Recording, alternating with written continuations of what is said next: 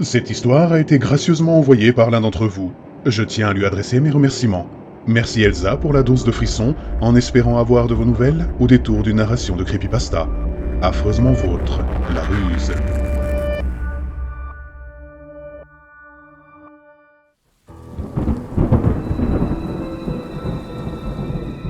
Pour profiter pleinement, éteignez les lumières, mettez votre casque ou vos écouteurs, fermez les yeux, relaxez-vous.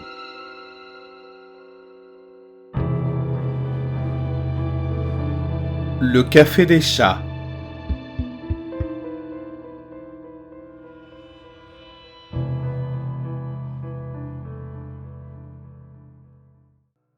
Récemment, un tout nouveau café a ouvert dans ma ville.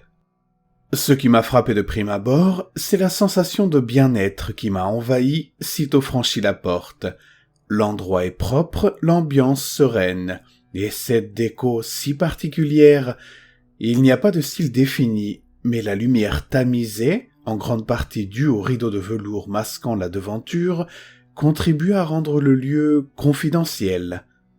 Tous les goûts sont dans la nature, et pour ma part, je dirais que l'on s'y sent bien. C'est peut-être le mobilier éclectique qui m'a séduit en premier. Moi qui affectionne tant l'originalité, le simple fait de voir ces divans des années 60 côtoyer des fauteuils imitant le style victorien et de plus modestes chaises rappelant celles des bistrots parisiens des années 20 suffit à m'emplir d'une joie de vivre indescriptible, voire irrationnelle. Et ce vieux rocking chair, on pourrait penser que les clients se le disputeraient tant il paraît confortable et unique en son genre. Pourtant, ce n'est pas le cas. Les clients sont rares. À vrai dire, je n'en ai jamais vu. La nouveauté du lieu sans doute ou bien le manque de lumière. Avec le printemps pourri qu'on a eu et l'été pluvieux qui a suivi, pas étonnant que les gens recherchent autre chose que ce qui apparaît à leurs yeux comme un vieux sofa plongé dans une semi-pénombre. Les imbéciles, ils ne se rendent pas compte du potentiel que possède ce bistrot, ni du réconfort qu'il procure. Passons. La principale raison pour laquelle je suis tombé amoureux de ce café est simple. Les chats. Des dizaines de chats qui peuplent cette vaste salle, lui conférant un côté encore plus cosy. Voyez-vous, il s'agit là d'un établissement des plus humains. Ici, on recueille ces petites bêtes oubliées par la vie et on leur offre une nouvelle chance, un nouveau foyer. Oui, vous savez, ces cafés d'adoption où l'on peut repartir avec l'un de ces petits orphelins. Ça se voit qu'un travail admirable a été réalisé. Tous ont le poil soyeux et ils sont parfaitement éduqués. Aucun de ces petits anges ne fait ses griffes sur la moquette, les rideaux ou encore sur les pieds des chaises.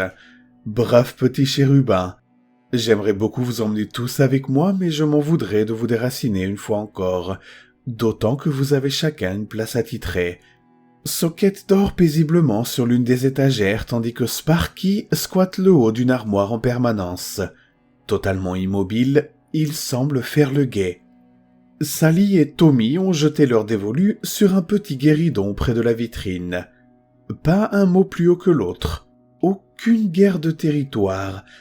Ils se partagent sagement la ronde surface recouverte d'une lourde nappe de velours bordeaux assortie au rideau.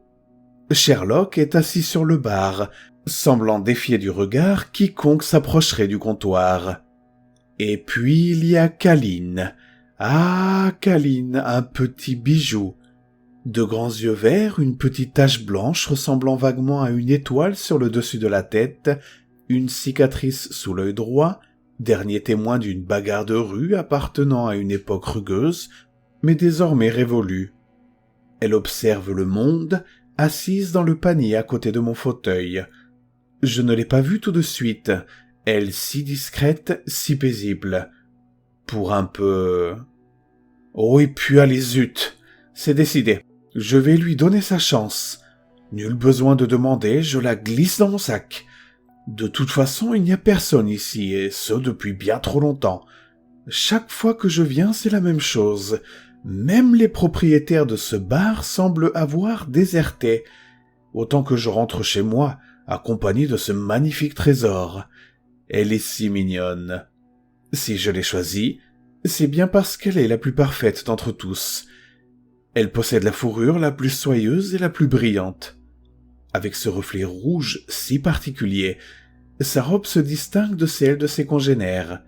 Ses yeux, toujours grands ouverts, ont une expression à la fois apeurée et triste qui m'attendrit, et ce depuis la première seconde où je l'ai vue. Et puis, soyons honnêtes, elle est parfaite parce qu'elle est, à mes yeux, la mieux empaillée de tous.